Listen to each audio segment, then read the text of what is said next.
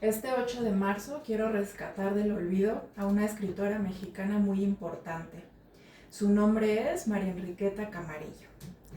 Nació en 1872 y falleció en 1968. Fue la primera mexicana nominada al Premio Nobel de Literatura en 1951. Nació en Coatepec, Veracruz, el 19 de enero de 1872. Provenía de una familia de escritores. Era sobrina de José María Roa Bárcena. En 1897 ingresó en el Conservatorio de Música de la Ciudad de México, donde se recibió como maestra de piano. Sus primeros poemas, Hastío y Ruinas, fueron dados a conocer en el Universal hacia 1894 bajo el seudónimo de Iván Moskowski. Colaboró en la revista Azul, en la cual publicó su primer cuento, El maestro Floriani, en 1895. A partir de 1897 comenzó a colaborar en El Mundo Ilustrado, El Espectador de Monterrey y Crónica de Guadalajara. Vivió en el extranjero durante gran parte de su vida. Estuvo en Cuba, Estados Unidos, Bélgica, Suiza y España. En 1948, a su regreso a México, comenzó a escribir en distintas publicaciones como La Prensa de San Antonio, Texas, La Opinión de Los Ángeles, California, El Informador de Guadalajara y El Heraldo de Chihuahua. María Enriqueta cultivó la poesía, la narrativa y el ensayo. Recopiló y editó la colección de relatos infantiles Rosas de la Infancia en 1914, que fue libro de texto en las escuelas primarias hasta el siglo XX. Publicó los poemarios Rumores de mi huerto en 1908, Rincones románticos en 1922, Álbum sentimental en 1926, Recordando dulcemente en 1946 y Hojas dispersas en 1950.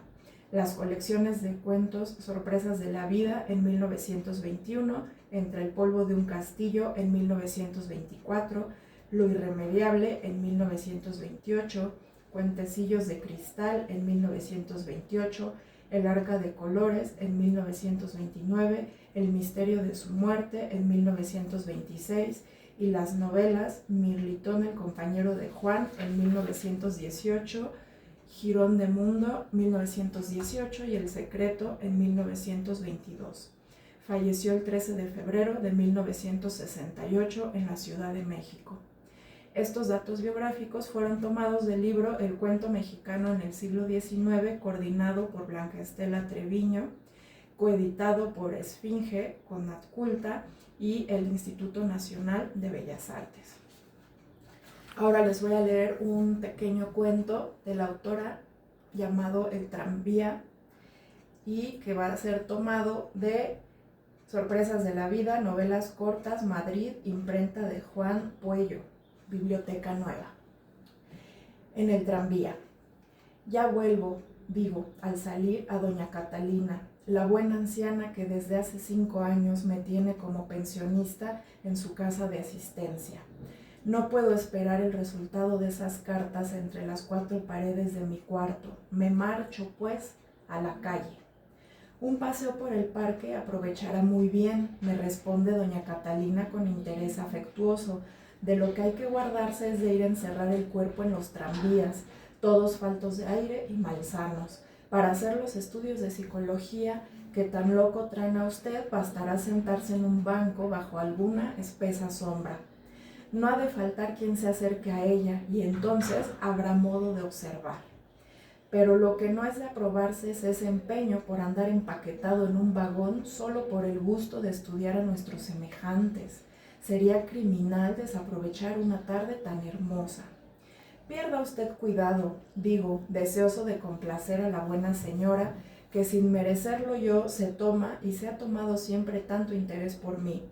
Hoy sí que no me asomaré al tranvía, de aquí directamente hasta el parque. Y tal como se lo he prometido, lo llevo a cabo.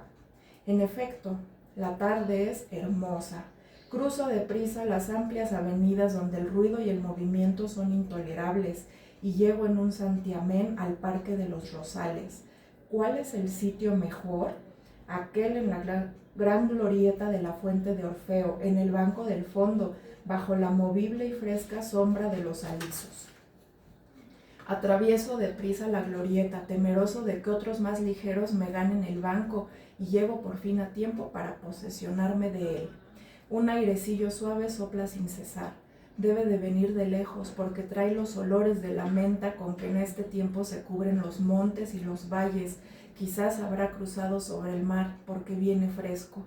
Si hablara, ¿qué descripciones haría de los sitios que ha visto? Porque habrá mucho que referir del campo y del mar, llenos ahora por los veraneantes dichosos que pueden darse el gusto de salir de la ciudad. Ellos que siempre se van, no sospechan lo que sufrimos los que por falta de posibles nos vemos en la dura necesidad de permanecer atados a nuestra caliente roca, donde nos asfixiamos sin remedio, de sol a sol. Y menos mal cuando el goce de un empleo nos permite, aunque pequeñas, algunas ventajas, pero cuando el trabajo falta y quedamos cesantes por largo tiempo, entonces los tormentos se multiplican y todo lo que hacen los demás nos parece envidiable. Entregado a estos tristes pensamientos que me obligan a hilar nuevamente la madeja de mi cesantía y de mis pobrezas, desaprovecho la ocasión de estudiar de cerca a una pareja de enamorados que por algunos momentos se ha detenido en el mismo banco que ocupo, lo que me hubieran servido esas observaciones, porque, lo diré en voz alta, me dedico a escribir uno que otro cuento que aparece en la revista poética y por el que me asignan una modesta retribución, y luego el estudio de los hombres y de las almas, además de interesarme de un modo espontáneo, me es de una utilidad muy grande. Los argumentos que tal estudio me ha proporcionado, que fuera de mí sin esas observaciones, no sería capaz de escribir ni una sílaba, y sabiéndolo bien, he desaprovechado ahora algo que pudo ser una fuente de enseñanza. Pero ¿cómo es posible observar con cuidado lo que pasa en los demás cuando nosotros mismos estamos cogidos enteramente por una pena? La de pensar que no lograré muy pronto un nuevo empleo, que mi deuda con la buena mujer en cuya casa vivo se acrecentará, que pronto va a faltarme hasta para lo más preciso y que las cartas que he escrito a distintos personajes solicitando empleo no serán siquiera contestadas, me quita completamente la tranquilidad. Y sin darme cuenta de ello, mando al diablo el estudio de la psicología y con él todos los estudios habidos y por haber. En semejante estado de ánimo, comprendiendo que el airecillo suave que sopla ni la relativa frescura que presta la sombra de los alisos va a proporcionarme gozo alguno, y asusado además por la continua intranquilidad de volver a mi habitación para enterarme de si alguna de esas cartas que he escrito ha tenido respuesta, me levanto del banco, atravieso la glorieta y salgo del parque. Precisamente en ese instante se acerca un tranvía que pasa por mi calle. Sin quererlo, recuerdo los muchos argumentos que para mis historietas he sacado de algunas excursiones en los tranvías. Este rápido recuerdo, unido al deseo de volver cuanto antes a casa, me obliga a hacer una señal al conductor. El tranvía se detiene y yo subo. Una vez instalado, comprendiendo que no tengo mucho tiempo de qué disponer y casi brutalmente, no con el amor del que oficia como un pontífice en el arte, sino con el movimiento maquinal del que trabaja en un oficio, dirijo mi vista hacia los 4 lados del tranvía para ver qué es lo que puede servirme de cuanto hay allí. Una niña muy encintada que tengo frente a frente me parece antipática, indigna de figurar, no digo en la revista poética, pero ni en la prosaica. El viejo que está junto a ella y que es un boticario de la calle Mayor me es ya muy conocido y por tanto nada nuevo tiene que ofrecerme. Ahí en el rincón una monja que va inclinada sobre su grueso libro de oraciones. Las alas blancas de la toca se mueven acompasadamente con el viento que penetra por la ventanilla. Sus ojos, ¿pero qué pasa? El tranvía se ha detenido. ¡Ah, vamos! Es un caballero que sube y que va a instalarse frente a mí en el sitio vacío que hay a la izquierda de la niña encintada. Apenas acaba de colocarse, oigo una voz a mi lado que dice el caballero: ¿Qué es lo que te trae por estos rumbos, querido Jorge? ¿Cómo, Luis, tú aquí? Sí, voy a casa. ¿Y tú qué haces tan lejos de tu barrio? Pues vengo en busca de una persona. Verás, aquí traigo anotado su nombre y su seña. Se trata de ofrecerle un puesto que hay vacante en la notaría de mi hermano. Parece que la persona en cuestión es de sobra competente y muy honrada, además. Aquí están las señas. Manuel Robledal, calle de Monteros, número 9. Ese Manuel Robledal soy yo.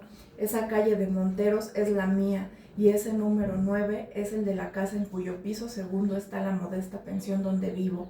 Para sorpresas e intrigas, el tranvía. ¡Qué momento! Nunca se me olvidará.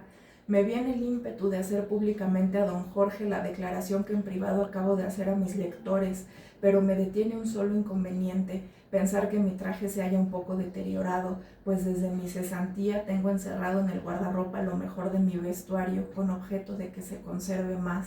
En vista, pues, de este inconveniente no solo guardo silencio, sino que procuro hacerme invisible.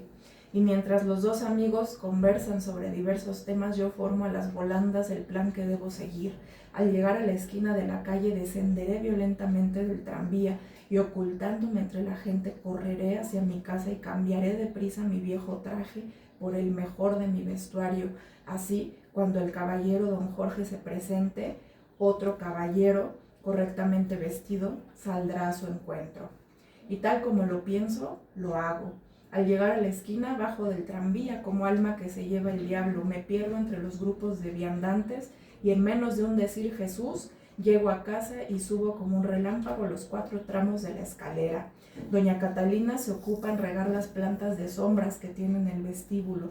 Señora, le digo, corro a cambiarme de traje, va a subir a buscarme un caballero que no me conoce, viene a ofrecerme un empleo, lo ha dicho a otra persona en el tranvía, ahí acabo de oírlo. En el tranvía, refunfuña doña Catalina, encajonado en ese foco malsano en vez de ir al parque a respirar. Yo, como poseído, entro en mi cuarto y descolgando del armario cuanto hay en él, lo arrojo sobre el diván. En menos de un segundo escojo lo mejor y quedo listo. Me miro en el espejo, me compongo la corbata, sonrío y en pie, con el oído atento, espero que suene la campanilla de la puerta. Pero el tiempo pasa, el tiempo ha pasado, más bien dicho, el tiempo pasó. Y como no llegó a interrumpirse el silencio, me decidí a salir de la alcoba y a inquirir lo que ocurría. Doña Catalina estaba aún en el vestíbulo. ¿Nadie ha venido?, le dije. Nadie, me respondió, pero me parece que el conserje ha hablado con alguien que trataba de indagar alguna cosa.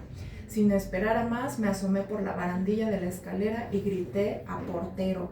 ¿No ha venido a buscarme una persona que aguardo? No, señor, me respondió al instante el aludido. Buscaban a don Manuel Robledal, un escribiente casado que se llama como usted y que anteayer se mudó al tercero. Ah, dije en el tono de aquel a quien acaban de aplastar el alma. ¿Lo ve usted?, exclamó doña Catalina. Si de esos tranvías nada bueno puede salir. Y yo resignadamente le dije, ¿nada, señora? Sí, saldrá un artículo que servirá para abonar alguna suma a la cuenta que tengo con usted. No se hable de ella, me dijo la santa mujer. Pero ya ves, querido lector, que el artículo ha salido. No lo desdeñes, es para ayudar al pago de una deuda sagrada.